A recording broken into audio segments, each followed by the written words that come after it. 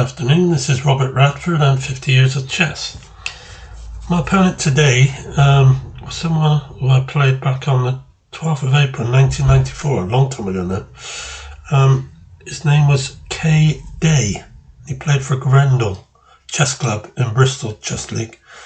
When I spoke to him, I think his name, he said it was Keith or Kevin, something like that.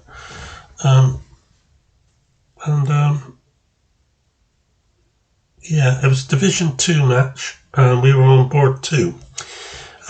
Here's how the game went. Excuse me a moment. I was white, and I played e4, and he played e6, d4, d5. So we're into a French defense here in this game. Knight c3. Winner variation, and he played bishop e4, e5. Black usually swaps off here or plays c5. He's played c5, a6, bishop takes, pawn takes, knight c6, knight f3, queen c7, bishop e2, knight e7, castle. He played h6, so he's not on there at the moment. a4, bishop a. d7 and bishop a3. It's always good to put your bishop there if you can, because you get that lovely diagonal, the a3 f8 diagonal, which is always good.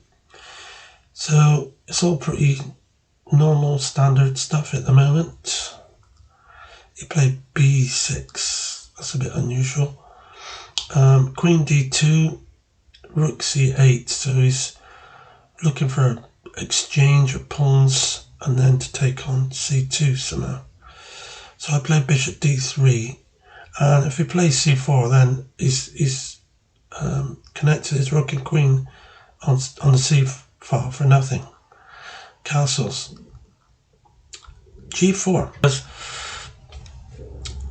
He's got no way to attack it except by either f5 or h5, so perfectly safe move in my opinion. I decided I wanted to go for it. Rook e8. He's not playing this like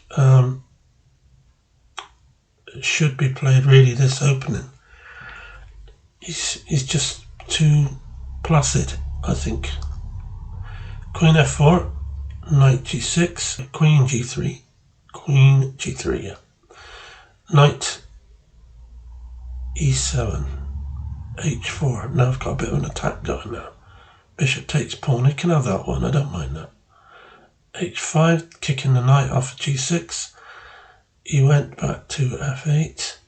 Now I'm pushing on again with my pawns, so this is looking quite good for me now. g5, knight f5, bishop takes, pawn takes. I wasn't going to let that knight stay there. And now I got pawn takes. So I've got my pawn back, and I've got a good attack going here if I can bring more pieces into it. So he's played f6. Bishop takes. Pawn on c5. So if he takes, I take his bishop and my rook. So he took the pawn on c2, and then I attacked his queen. He brought it across to f7. Hitting the h-pawn. So, first of all, pawn takes. Then he played queen takes, which was expected. Queen takes queen, king takes queen. And then rook takes pawn check. So I've got a good game here now. I'll pawn up. It's looking good. King h6. Pawn takes pawn again. Rook takes pawn. Hitting my knight on f3. So, before he hits my knight, I've got to hit his rook on e8. Now he's gone rook to c8, doubling his rooks. But he's got a bit of a problem because of my passed pawn there on f7. He can't really go back with the king to g7 because of bishop d5, e5 check. And I can even bring my knight into there. Bishop f4 check. I don't mind if he takes that h pawn, which he did. That's good. His king's a bit further away from that pawn now. So we're all level, but I've got a much better game.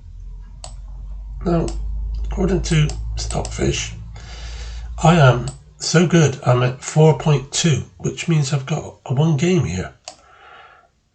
I've got a one game, so let's see if I can win it. Let's have a look. I played knight into e5, and he's gone across with his rook to the other side to h3. I guess that's because he wants to double up the rooks and then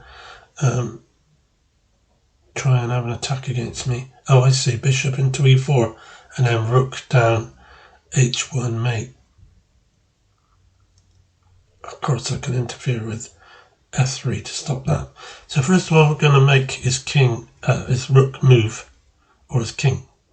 Right, he's gone back now, attacking my bishop. King up again.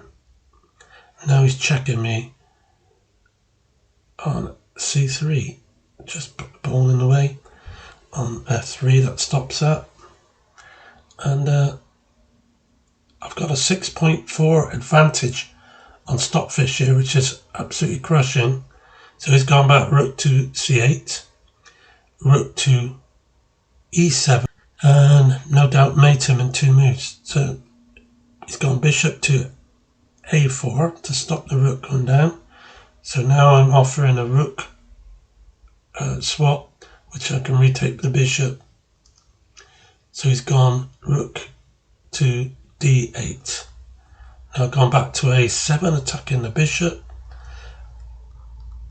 to which he's played b5. Now this is not a good move that Stockfish is showing, but I didn't see that. I more looked at the fact that I've got a clear win and I'm going for it, which would be with, after he's played rook to b8 to try and push that pass pawn on. He's really got nowhere else to go with it apart from there. So now I double my rooks, and that's the killer move, which finished it. He can't do anything now. There's nothing he can do about rook to h6 checkmate. He can only intervene with rook b6 given up them, and it's still going to be the same. Or he can go knight to e6 or g6. I'll just take them, whichever he does. It doesn't matter, it's over. So that was a game with Mr. Day from Grendel Chess Club.